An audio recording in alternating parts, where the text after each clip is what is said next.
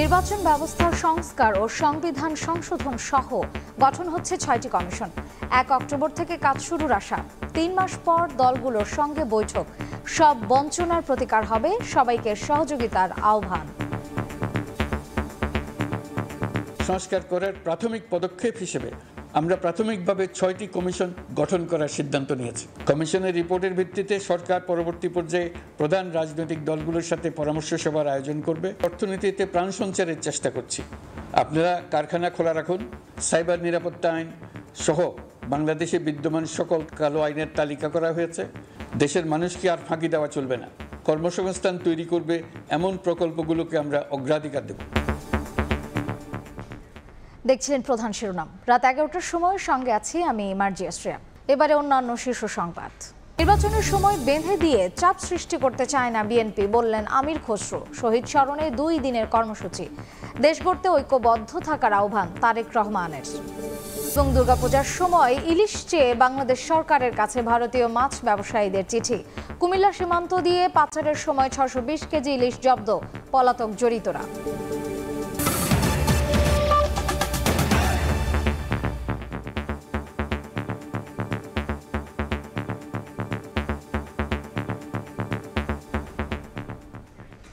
নির্বাচন ব্যবস্থা সংস্কার ও সংবিধান সংশোধন সহ 6টি কমিশন গঠন করা হচ্ছে বলে জানিয়েছেন প্রধান উপদেষ্টা ডক্টর মোহাম্মদ ইউনূস। সব বঞ্চনা ও অন্যায়ের প্রতিকার করবে অন্তর্বর্তী সরকার। অর্থনীতি সচল রাখতে সবাইকে সহযোগিতার আহ্বানও জানিয়েছেন প্রধান উপদেষ্টা। সন্ধ্যায় জাতির উদ্দেশ্যে দেয়া ভাষণে তিনি বলেন, লুটপাট করে বিদেশে পাচার করা অর্থ ফেরানো হবে। আমি গভীর শ্রদ্ধা জানাচ্ছি জুলাই আগস্ট মাসে ফ্যাসিবাদের বিরুদ্ধে জুলাই গণ অভ্যুত্থানের বার্তা বাস্তবায়ন এবং রাষ্ট্র সংস্কারের তাগিদে জাতিকে শক্তিশালী ও আশাবাদী করতে নানা চিন্তা ও কর্মপরিকল্পনা বাস্তবায়নে কাজ করছে অন্তর্বর্তীকালীন সরকার। একযোগে কাজে নেমে পড়ার ফলে বুধবার রাতে জাতির উদ্দেশ্যে দেয়া ভাষণে কর্মপরিকল্পনা ও বিভিন্ন পদক্ষেপের কথা তুলে ধরেন প্রধান উপদেষ্টা ডক্টর মোহাম্মদ ইউনূস। যে সমস্ত ভাই বোনেরা তাদের গত 16 বছরের জাতির উদ্দেশ্যে ভাষণে প্রধান উপদেষ্টা সংবিধান সংশোধন, নির্বাচন ব্যবস্থা, পুলিশ প্রশাসন, বিচার বিভাগ, দুর্নীতি দমন ও জনপ্রশাসন সংস্কারের জন্য 6টি কমিশন গঠনের সিদ্ধান্তের কথা জানান। বাংলাদেশের ফ্যাসিজম বা স্বৈরতান্ত্রিক শাসন পুনরাবৃত্তির আশঙ্কা রোধ এবং জনমালিকানা ভিত্তিক কল্যাণমুখী জনস্বার্থে নিবেদিত একটি রাষ্ট্র ব্যবস্থা প্রবর্তনের লক্ষ্যে কিছু জাতীয় ভিত্তিক সংস্কার সম্পন্ন করা জরুরি হয়ে পড়েছে। উক্ত সংস্কার ভাবনার অন্যতম কেন্দ্রবিন্দু হচ্ছে সুষ্ঠু নির্বাচন ব্যবস্থা, সুশাসন প্রতিষ্ঠা করা। গণতান্ত্রিক বাংলাদেশের রূপরেখা তৈরি করতে দৃঢ় প্রতিজ্ঞাবদ্ধতার কথা জানিয়ে প্রধান উপদেষ্টা আইন নিজের হাতে তুলে না নিতে সবার প্রতি আহ্বান জানান। আইন শৃঙ্খলা পরিস্থিতির উন্নতির জন্য আমরা দিনরাত পরিশ্রম করে যাচ্ছি। কেউ আইন নিজের হাতে তুলে নেবেন না। আইন নিজের হাতে তুলে নিয়ে কেউ সমাজে বিশৃঙ্খল পরিবেশ সৃষ্টি করলে আমরা তাকে অবশ্যই শাস্তির আওতায় নিয়ে আসব। আমরা একটি সাম্প্রদায়িক সম্প্রীতির দেশ। ধর্মীয় সম্প্রীতি বিনষ্ট হয় এমন কোনো কাজ কেউ কোনোভাবেই করবেন না। লুটপাট ও পাচার হয়ে যাওয়া অর্থ ফিরিয়ে আনার উদ্যোগের বিষয়ে প্রধান উপদেষ্টা জানান, আর্থিক খাতে শৃঙ্খলা ফিরিয়ে আনতে একটা ব্যাংকিং কমিশনও গঠনের উদ্যোগ নেওয়া হয়েছে। আমরা স্বৈরাচারী হাসিনা সরকারের অহেতুক কোটি কোটি টাকা ব্যয়ের প্রকল্প বাস্তবায়িত হতে দেখেছি, যেগুলো কখনোই দেশের মানুষের জন্য ছিল না, বরং এর সাথে জড়িত ছিল কুৎসিত আমিত্ব এবং বিশাল আকারের চুরি। চলমান এবং প্রস্তাবিত সকল উন্নয়ন প্রকল্পগুলোর যাচাই বাছাই করার কাজ ইতিমধ্যে আমরা শুরু করেছি। পাইপলাইনে থাকা 48 বিলিয়ন মার্কিন ডলার বৈদেশিক সহায়তা ব্যবহারের উদ্যোগ নেওয়া হয়েছে। মেগা প্রকল্পের নামে লুটপাট বন্ধের পাশাপাশি স্বাস্থ্য ও শিক্ষা খাতে বরাদ্দ বৃদ্ধির পরিকল্পনা গ্রহণ করা হয়েছে। বৈদেশিক মুদ্রার রিজার্ভের উপর চাপ কমানোর লক্ষ্যে রাশিয়া এবং চীন থেকে প্রাপ্ত ঋণের সুদের হার কমানো এবং ঋণের মেয়াদ বৃদ্ধির জন্য অনুরোধ জানানো হয়েছে। অর্থনীতির চাকা সচল রাখতে সব সমস্যা নিয়ে শ্রমিক মালিক উভয় পক্ষের সঙ্গে বৈঠকের কথা জানান প্রধান উপদেষ্টা। আপনারা কারখানা খোলা রাখুন, অর্থনীতির চাকা সচল রাখুন, দেশের অর্থনীতিকে সোজা হয়ে দাঁড়াতে দিন। আমরা আপনাদের সমস্যার স্থায়ী সমাধান বের করার জন্য সর্বশক্তি প্রয়োগ করব। জাতির উদ্দেশ্যে ভাষণে ধর্মীয় সম্প্রীতি বজায় রাখার তাগিদ দিয়েছেন প্রধান উপদেষ্টা। সংবাদ মাধ্যম ও মত প্রকাশের পূর্ণ স্বাধীনতা ইতিমধ্যে নিশ্চিত করা হয়েছে। আমরা সবাইকে বলে দিয়েছি, আপনারা মন খুলে আমাদের সমালোচনা করুন। আমরা সবার মতামতের প্রতি শ্রদ্ধাশীল। আতাউর কাউসার, সময় সংবাদ, ঢাকা। আন্দোলনকারীদের হত্যার উদ্দেশ্যেই গুলি করা হয়েছে। দৃষ্টি হারিয়েছেন অনেক মানুষ। রাজধানীর জাতীয় চক্ষু বিজ্ঞান ইনস্টিটিউট পরিদর্শন শেষে কথা জানিয়েছেন আন্তর্জাতিক অপরাধ ট্রাইব্যুনালের চিফ প্রসিকিউটর মোহাম্মদ তাজুল ইসলাম। প্রমাণ সংগ্রহ ও তদন্ত করে জড়িতদের বিরুদ্ধে দ্রুতই ব্যবস্থা নেওয়া হবে বলেও জানিয়েছেন তিনি। চক্ষু বিজ্ঞান ইনস্টিটিউট ও হাসপাতালে ছাত্র আন্দোলনে আহতদের খোঁজ খবর নিতে যান চিফ প্রসিকিউটর মোহাম্মদ তাজুল ইসলাম। বলেন, নিশ্চিত হয়েছে যারা এসেছেন সবাই গানশটে আহত। আন্দোলনকারীদের হত্যার উদ্দেশ্যেই গুলি করা হয়েছে এমন প্রমাণ সংগ্রহ করা হয়েছে বলে জানিয়েছেন আন্তর্জাতিক অপরাধ ট্রাইব্যুনালের চিফ প্রসিকিউটর মোহাম্মদ তাজুল ইসলাম। প্রমাণ হচ্ছে যে এখানে 100% গানশট ইনজুরি এবং সেগুলো করা হয়েছে বুক থেকে উপরের দিকে, মানে উদ্দেশ্যই ছিল হত্যা করা অথবা পার্মানেন্টলি ডিসেবল করে দেওয়া। এ সময় তিনি আরো বলেন, তদন্ত করে প্রমাণ সংগ্রহ করা হচ্ছে, দ্রুতই ব্যবস্থা নেওয়া হবে। একই সঙ্গে ন্যায় বিচারের স্বার্থে ট্রাইব্যুনাল দ্রুত পুনর্গঠনেরও আহ্বান জানান চিফ প্রসিকিউটর। এই যে এভিডেন্স নিচ্ছি, যে আসামিদের নাম যে আমরা পাচ্ছি, সেগুলোর ব্যাপারে যদি আইনগত পদক্ষেপ নিতে হয় তাহলে দ্রুত ট্রাইব্যুনালকে দরকার, তদন্ত সংস্থার লোক দরকার। ফুল সুইং কাজ শুরু করার জন্য আমাদের এই জিনিসগুলো তাড়াতাড়ি দরকার, এটা আমরা সরকারের কাছে অনুরোধ জানাবো। হাসপাতালের পরিচালক জানান, 28 জন রোগীর চোখ সম্পূর্ণভাবে ক্ষতিগ্রস্ত। প্রথম দিকে আমরা প্রায় 500 জনের উপরে রোগীদেরকে প্রাইমারি আমরা অপারেশন করি। পরবর্তীতে তাদের বিভিন্ন ধাপে অপারেশনের প্রয়োজন হবে। এখন আমরা সেকেন্ড ফেজের অপারেশন করছি এবং এই মুহূর্তে প্রায় লাস্ট 15 ডেজ আমরা প্রায় 160 রোগীদের অপারেশন করেছি। যাদের পুনর্বাসন প্রয়োজন তাদের দ্রুত পুনর্বাসনের জন্য রাষ্ট্রের প্রতি আহ্বান জানান চিফ প্রসিকিউটর। রৌনক নিয়ন্তা, সময় সংবাদ, ঢাকা। বৈষম্য বিরোধী ছাত্র আন্দোলনে সারা দেশে নিহত হয়েছেন 700 জন, আহত হয়েছেন প্রায় 19,000। সচিবালয়ে ব্রিফিংয়ে এ তথ্য জানিয়েছেন স্বাস্থ্য মন্ত্রণালয়ের জ্যেষ্ঠ সচিব আকমল হোসেন। সরকার আহতদের যথাযথ চিকিৎসা সহ প্রয়োজনে বিদেশে চিকিৎসার ব্যবস্থা করবে বলেও জানান তিনি। যারা আহত হয়েছেন তাদেরকে সর্বোচ্চ সেবা দেওয়ার আমরা চেষ্টা করছি। এমনকি বিদেশি বিশেষজ্ঞ আমরা এনে কাজ করছি। চোখের এক চোখ বা দুই চোখ হারিয়েছেন আংশিক বা পরিপূর্ণভাবে, এদের সংখ্যা কয়েকশো।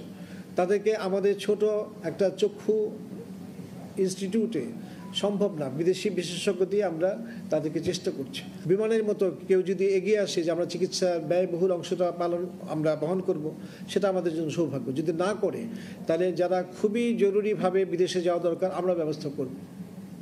সাবেক প্রধানমন্ত্রীর জ্বালানি উপদেষ্টা তৌফিক এলাহির 4 দিনের রিমান্ড মঞ্জুর করেছেন আদালত। বাড্ডায় সুমন শিকদার হত্যায় জড়িত থাকার প্রাথমিক প্রমাণ পাওয়ার দাবি করেছেন রাষ্ট্রপক্ষের আইনজীবী। তবে আসামি পক্ষের দাবি, এজাহারে নাম না থাকলেও রাজনৈতিক কারণেই করা হচ্ছে হয়রানি। রাজধানীর গুলশানের বাসা থেকে গ্রেফতার হন তৌফিক ইলাহি। বুধবার বিকেলে ডিবি কার্যালয় থেকে তাকে নেওয়া হয় সিএমএম আদালতে। সেখানে 10 দিনের রিমান্ড চেয়ে আবেদন করে পুলিশ। আদালতে শুনানি শেষে গণমাধ্যমের সঙ্গে কথা বলেন রাষ্ট্রপক্ষের আইনজীবী। অভিযোগ করেন, হত্যার ঘটনা ছাড়াও দেশের বিদ্যুৎ খাতের বিপুল পরিমাণ অর্থ পাচারে শেখ হাসিনার পরামর্শদাতা ছিলেন তৌফিক ইলাহি। তৌফিক ইলাহি এই মামলার সঙ্গে একজন ষড়যন্ত্রকারী এবং হত্যার একজন ষড়যন্ত্র অপরাধের সঙ্গে সে জড়িত। বিদ্যুৎ বিলের যে কার্ড, এই কার্ডের নামে মানুষের, কৃষকের, শ্রমিকের রক্ত শুষে খেয়েছে এই ডক্টর তৌফিক ইলাহি। বিজ্ঞ আদালত উভয়ের বক্তব্য শুনে এই আসামির বিরুদ্ধে 4 দিনের রিমান্ড মঞ্জুর করেন। বয়স বিবেচনায় আসামির জামিনের আবেদন করা হলেও শুনানিতে তা নামঞ্জুর করেন আদালত। আসামি পক্ষের আইনজীবী বলেন, এজাহারে আসামি হিসেবে নাম না থাকা সত্ত্বেও রাজনৈতিক হয়রানির জন্য রিমান্ড চাওয়া হয়েছে। রিমান্ডে নেওয়ার মতন যে গ্রাউন্ডস থাকার কথা সেই গ্রাউন্ডস এই মামলায় নাই। উনি একজন বীর মুক্তিযোদ্ধা এবং উনি একজন বয়স্ক, ওনার বয়স আপনারা ইতিমধ্যে লক্ষ্য করেছেন 82 বছর বয়স্ক। উনি এই ঘটনাস্থানে উপস্থিত ছিলেন না এবং ঘটনা সম্পর্কে কিছু জানতেন না। 2009 সাল থেকে সাবেক প্রধানমন্ত্রী শেখ হাসিনার বিদ্যুৎ, জ্বালানি ও খনিজ সম্পদ বিষয়ক উপদেষ্টার দায়িত্ব পালন করেন তৌফিক ইলাহি। আসিফ মোহাম্মদ সিয়াম, সময় সংবাদ, ঢাকা। নির্বাচন নিয়ে সময় বেঁধে দিয়ে অন্তর্বর্তী সরকারকে কোনো চাপে রাখতে চায় না বিএনপি। রাষ্ট্রের সংস্কার শেষে যত দ্রুত সম্ভব নির্বাচন আয়োজনে সরকারকে সব ধরনের সহযোগিতা করবে দলটি। এদিকে ছাত্র আন্দোলনে হতাহতদের স্মরণে আগামী 14 ও 15 সেপ্টেম্বর 2 দিনের কর্মসূচি ঘোষণা করেছে বিএনপি। শেখ হাসিনার সরকারের পতনের পর থেকেই কূটনৈতিক তৎপরতা বেশ চোখে পড়ছে রাজনৈতিক অঙ্গনে। বিশেষ করে বিএনপির সঙ্গে কয়েক দফায় বৈঠক করেছেন বিভিন্ন দেশের রাষ্ট্রদূতরা। বুধবার দুপুরে দলটির চেয়ারপারসনের রাজনৈতিক কার্যালয়ে বিএনপি নেতাদের সঙ্গে সাক্ষাৎ করেন বাংলাদেশে নিযুক্ত অস্ট্রেলিয়ান হাইকমিশনার নাদিয়া সিম্পসন। 1.5 ঘন্টার বৈঠক শেষে আমির খসরু বলেন, বিদেশিদের সবার আগ্রহ নির্বাচন নিয়ে, কবে নাগাদ ভোট হবে এ নিয়ে বিএনপি কি ভাবছে সে বিষয়ে জানতে চাইছেন তারা। নির্বাচনের জন্য কত সময় লাগতে পারে তারা জানতে চেয়েছে এবং নির্বাচনী কর্মকাণ্ডের জন্য কি কি পরিবর্তন দরকার সেগুলো কিভাবে এগুচ্ছে সে ব্যাপারে জানতে চেয়েছে। এক্স্যাক্টলি আমরা টাইম তো ফ্রেম এই জন্য বলছি না, আমরা তো একটা সময় দিয়ে তাদের উপর চাপ সৃষ্টি করতে চাচ্ছি না। আমরা চাচ্ছি সরকার সফলভাবে তাদের কাজগুলো করুক। গত 15 বছরে দেশে যে ক্ষমতার অপব্যবহার হয়েছে সেখান থেকে বের হয়ে আসতে হবে মন্তব্য করে বিএনপির এই নেতার পরামর্শ, নির্বাহী বিভাগ পুনর্গঠনে সবার সঙ্গে আলাপ আলোচনা করে সিদ্ধান্ত নিলেই সুফল আসবে দেশের জন্য। নির্বাহী বিভাগে আজকে বস্তুতপক্ষে একটা দলীয় নির্বাহী বিভাগ ছাড়া তার কিছু বাকি নাই। এখান থেকে বেরিয়ে আসতে হলে এটা খুব সহজ কাজ নয়, হয়তো ভুল ত্রুটি থাকতে পারে, কিন্তু সেটা আমরা বলবো আলাপ আলোচনার মাধ্যমে সমাধান করার জন্য। একই দিন দুপুরে নয়াপল্টনে দলের কেন্দ্রীয় কার্যালয়ে যৌথ সভা করে আগামী 14 ও 15 সেপ্টেম্বর 2 দিনের কর্মসূচি ঘোষণা করেন দলটির স্থায়ী কমিটির আরেক সদস্য এজেডএম জাহিদ হোসেন। স্মরণ সভা 14 তারিখ কেন্দ্রীয় শহীদ মিনারে, আর গণতন্ত্রের সমাবেশ হবে বিএনপির 15 তারিখে। গণতন্ত্র পুনরুদ্ধারে এখনো লড়াই চলছে মন্তব্য করে জাহিদ হোসেন বলেন, সুষ্ঠু নির্বাচন ব্যবস্থা ও জনগণের সরকার প্রতিষ্ঠা না হওয়া পর্যন্ত আন্দোলন অব্যাহত থাকবে। দুটো ভিন্ন প্রোগ্রাম। আহমেদ সালেহিন, সময় সংবাদ, ঢাকা। আগামীর বাংলাদেশ গড়তে সকল ষড়যন্ত্র মোকাবেলা করে সবাইকে ঐক্যবদ্ধ থাকার আহ্বান জানিয়েছেন বিএনপির ভারপ্রাপ্ত চেয়ারম্যান তারেক রহমান। টাঙ্গাইলের গোপালপুর সুতি বিএম উচ্চ বিদ্যালয় মাঠে আয়োজিত সমাবেশে ভার্চুয়ালি যোগ দিয়ে প্রধান অতিথির বক্তব্যে এ কথা বলেন তিনি।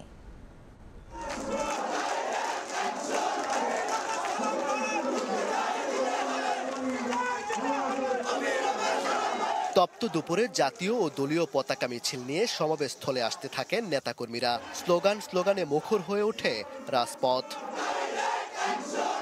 সাবেক উপমন্ত্রী ও বিএনপির vice chairman advocate Abdus Salam Pintu সহ সব রাজবন্দীর মুক্তির দাবিতে টাঙ্গাইলের গোপালপুরে সরকারি সুতি ভিএম উচ্চ বিদ্যালয় মাঠে সমাবেশের আয়োজন করা হয়। বুধবার সকাল থেকে জেলা উপজেলার নেতাকর্মীরা মিছিল নিয়ে সমাবেশস্থলে আসেন। কানায় কানায় পরিপূর্ণ হয়ে ওঠে বিদ্যালয় মাঠ।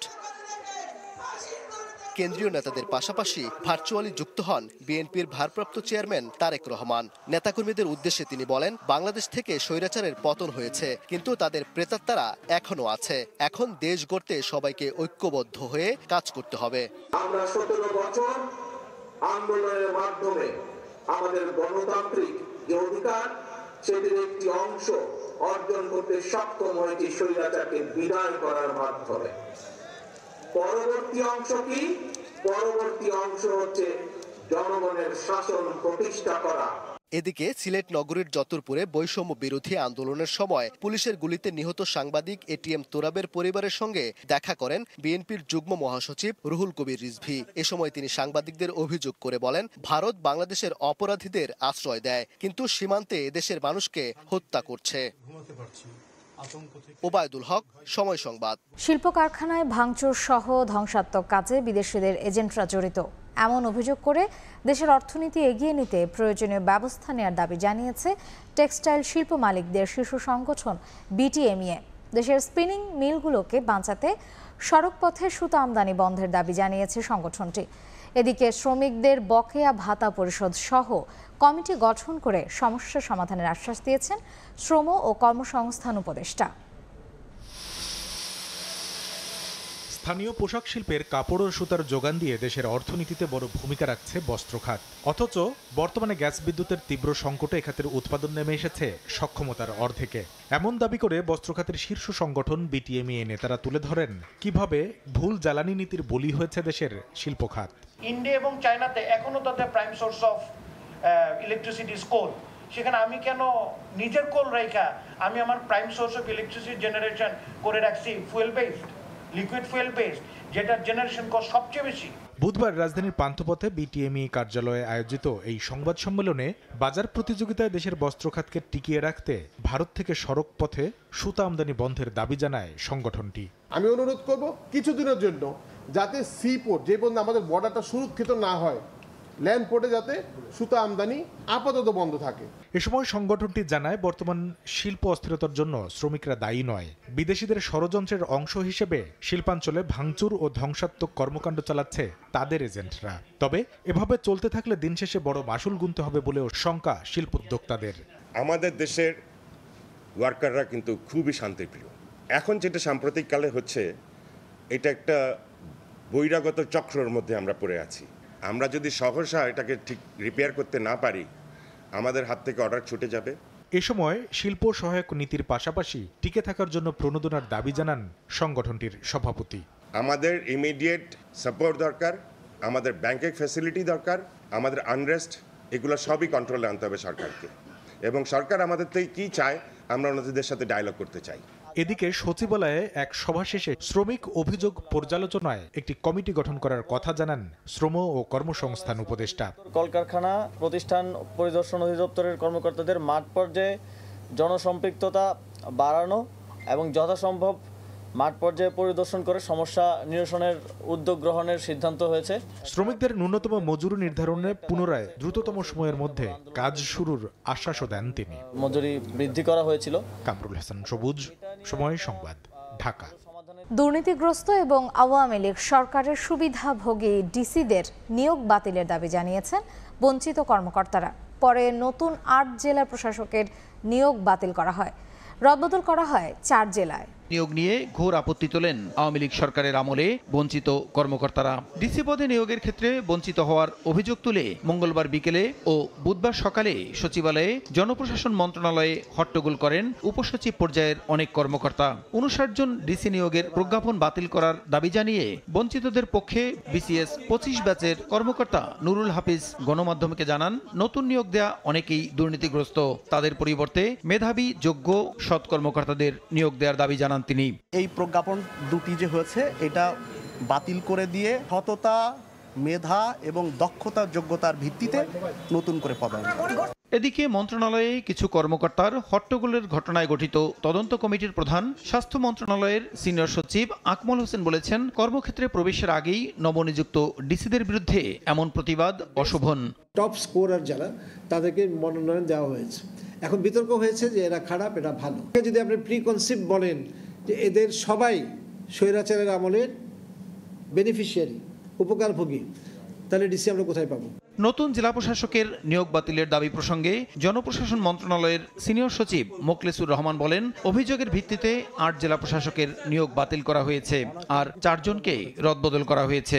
এটাকে বলতে পারি বিশৃঙ্খলা এবং অশোভন আচরণ। এই সমস্ত পদায়নকৃত জেলা প্রশাসকের বিরুদ্ধে ভ্যালিড অভিযোগ পাওয়া গিয়েছে। অলরেডি 8 জন ডিসিকে তার নিয়োগ বাতিল করা হয়েছে। প্রশাসনের বিভিন্ন ক্ষেত্রে নিয়োগ দেওয়ার জন্য যোগ্য কর্মকর্তা পাওয়া অনেক কঠিন বলেও মন্তব্য করেন এই সিনিয়র সচিব।